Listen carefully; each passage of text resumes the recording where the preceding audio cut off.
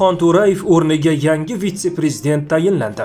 Bugun O'zbekiston aralash jang san'atlari assotsiatsiyasida butun viloyat hamda Qoraqalpog'iston Respublikasi bo'limi rahbarlari va boshqa mutasaddilar ishtirokida yig'ilish bo'lib o'tdi. Mazkur yig'ilishning asosiy mavzusi O'zbekiston aralash jang san'atlari assotsiatsiyasiga yangi vitse-prezident tayinlash bo'lgan. Yig'ilish ishtirokchilari bir qator nomzodlar orasida O'zbekiston yakkakurash olamining yorqin vakillaridan biri, 93 kg vazn toifasida VTKF chempioni, ko'plab yakkakurash turlarida ko'p karra O'zbekiston, Osiyo va jahon chempioni, xalqaro turnirlarning bir necha karra g'olibi, Buxorodagi Amir Temur klubi hamda ATF Championship Promotion asoschisi, ko'plab chempionlarning ustozi sanaluvchi Muzaffar Rajabovni bir ovozdan ushbu lavozimga munosib deb topdilar. Shu tariqa O'zbekiston aralash jang san'atlari assotsiatsiyasida yangi vitse-prezident ish boshlaydigan bo'ldi. Shuningdek, Muzaffar Rajabov O'zbekiston kickboksing assotsiatsiyasi vitse-prezidenti, O'zbekiston aralash jang san'atlari assotsiatsiyasi hamda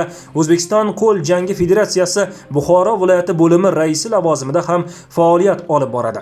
Ta'kidlab o'tish joiz, O'zbekiston MMA assotsiatsiyasi vitse-prezidenti Murod Xonto'rayev 19-iyul kuni soat 11:30 larda Toshkent viloyati Bo'stonliq tumani hududidan o'tuvchi 4R12 avtomobil yo'lining 68-kilometrida bir yo'nalishda harakatlanib ketayotgan Lacetti hamda BMW X5 rusumli avtomobillar ishtirokida to'qnashuv sodir bo'lgan.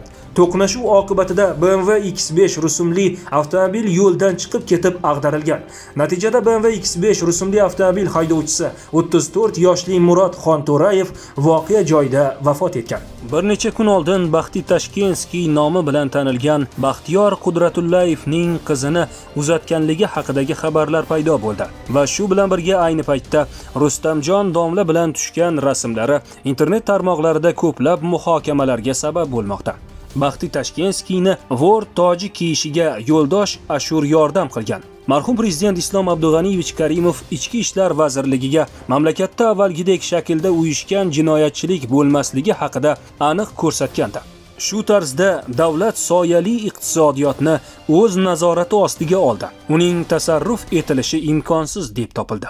O'zbekistonning asosiy jinoyatchisi Vor zakoni Baxti Tashkenskiy nima bilan tanilgan? Jinoyat olamida Baxti Tashkenskiy nomi bilan tanilgan Qudratullayev Baxtiyor Zaparovich 1971-yil 14-oktyabrda Toshkentda tug'ilgan. Uning yoshligi haqida ma'lumot kam. Baxtiyor o'g'rilar yo'lini qanday boshlaganligi noma'lum, biroq yosh o'g'ri 1997-yil iyun oyida toj kiygan edi. O'sha paytda u 26 yoshda edi. Taqdir marosimi Toshkentda nufuzli advokatlar Tixelashvili Datiko, Dato Tashkenskiy, Aslan Usayan, Det Hasan va Ashurov Yo'ldosh Bo'stanlikskiy ishtirokida bo'lib o'tdi. Kichik jinoiy tajribaga qaramay Baxti Tashkenskiyga katta umidlar bog'langan edi. 90-yillarning oxiriga kelib O'zbekiston prezidenti Ichki ishlar vazirligi rahbariga mamlakatdagi barcha uyushgan jinoyatchilikni olib tashlash va yashirin iqtisodiyotdan xalos bo'lishni buyurdi. Bu borada yosh va shijoatli o'g'ri Qudratullayev o'sha paytda O'zbekistonda nazoratchi bo'lgan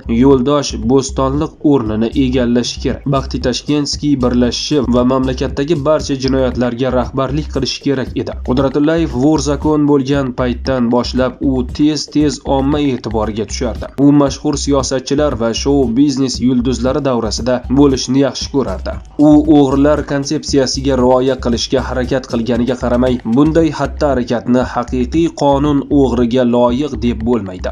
Baxti Tashkenskiy uchun O'zbekiston hukumati bilan to'qnashuv muvaffaqiyatsiz tugadi. Uning ustidan bulutlar quyuqlashgani sari u mamlakatni tark etib, o'g'rilar uchun mehmon do'st Moskvaga ko'chib o'tishga majbur bo'ldi. Biroq u Rossiya poytaxtida uzoq vaqt tura olmadi. 2008-yilda u huquqni muhofaza qilish organlari tomonidan hibsga olingan va vataniga deportatsiya qilingan. O'zbekistonda Baxti Tashkenskiy ustidan sud bo'lib o'tdi va giyohvandlik moddalarini saqlaganligi va sotgani uchun 8 yilga ozodlikdan mahrum etildi. Ozod qilinganidan keyin u O'zbekistonda jinoiy faoliyatni davom ettirdi.